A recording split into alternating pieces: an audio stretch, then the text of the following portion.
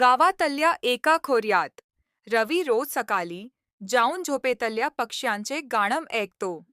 एक दिवस त्याला एक विचित्र आवाज ऐकू येतो. कोण आहे? आवाज काहीसा लाजिरवाणा पण गोड वाटतो. रवी गप्प बसतो. मग आवाज पुन्हा येतो. तुला माझा मित्र बनायचंय का? रवी चकित होतो, पण त्याने होकार दिला. दुसऱ्या दिवशी तो पाहतो, खोऱ्यात एक लहानसा सोनसली चिमणी त्याच्याजवळ येते. ती त्याची प्रत्येक अडचण ऐकते आणि रवीला हसवते.